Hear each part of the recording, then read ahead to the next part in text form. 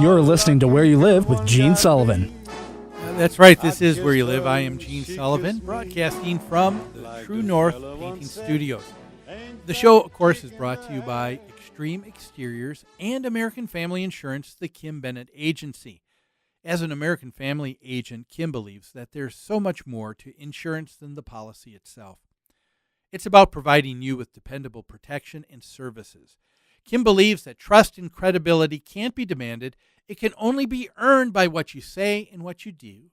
Give her a call at 651-482-1598 and tell her Gene sent you.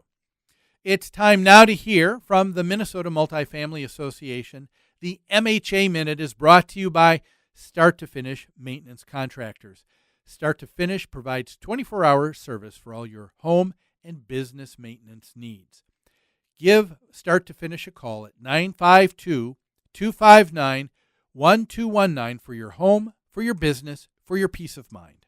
When you rent out your home, you automatically become a small business owner and are subject to all kinds of rules and regulations. Fair housing laws, rental licensing, CRPs, lead paint, radon, carbon dioxide, just to name a few. As someone who provides rental housing, you'll have to learn more about your community, your city council, and your law enforcement agencies than you ever imagined. But if you properly manage your business, you'll also become an important and positive partner in the community. The Minnesota Multi-Housing Association is the most comprehensive resource you'll find for everything you need to help you successfully manage your rental business. Visit mmha.com. That's two M's, mmha.com. Look around the website, download the free guide to successful property management, download the free brochure about the eviction process, and learn about the many ways you can turn your small business into a good business.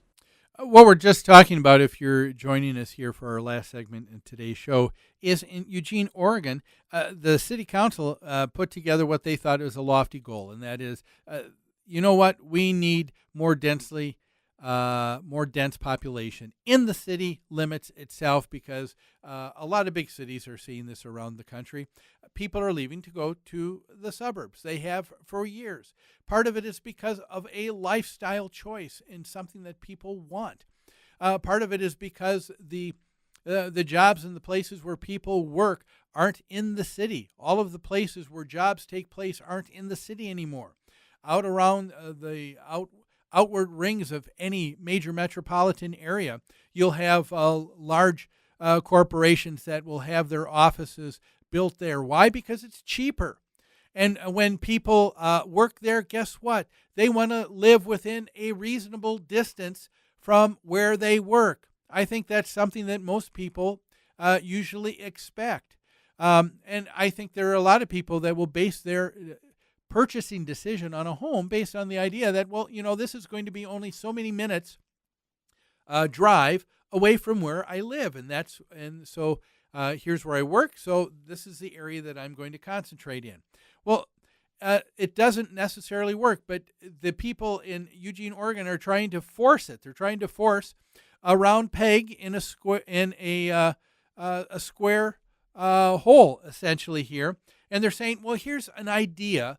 And the idea is infill development. We're going to take all of these properties that are residential and have one home on them, and we're going to allow these people now to put up small cottages, small other units, so they can put up another building or another 2 or 3 little buildings, as long as these are for rentals.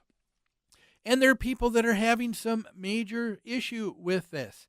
One of the things that I questioned when I was reading this article was why?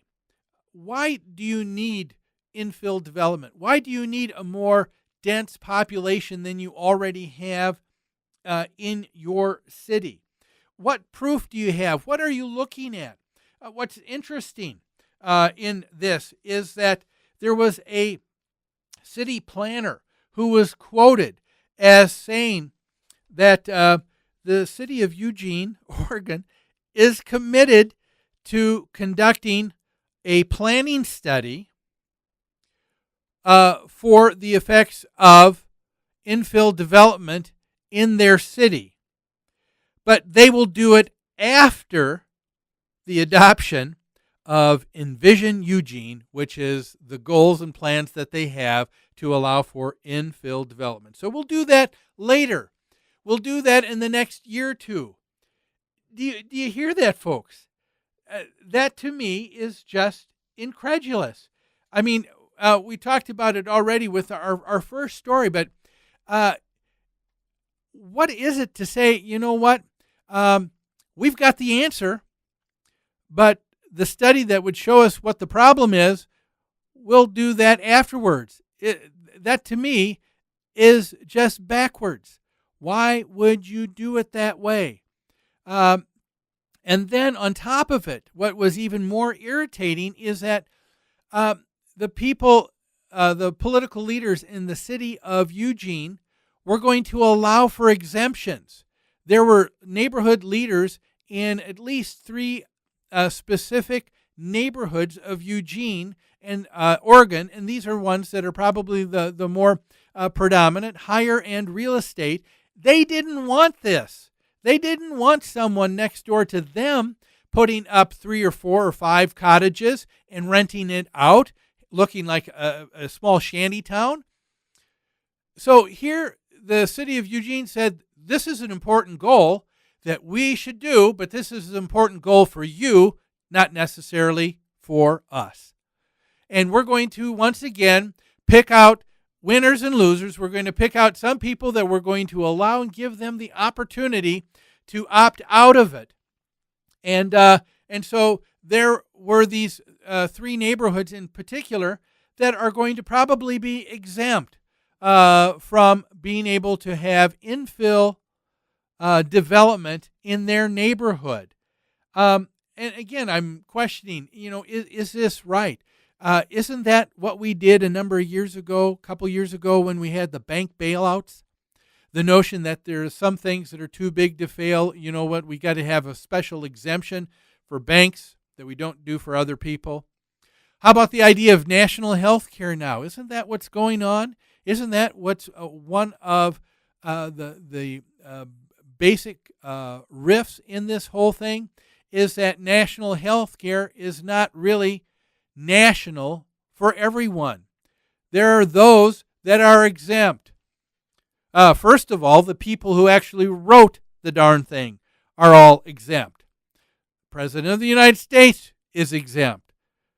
The Senate is exempt. Oh, and let's see, we've got special people, special groups, like Eugene's got special neighborhoods. What were those? Oh, the unions. And now you've got the city of Eugene doing the same thing.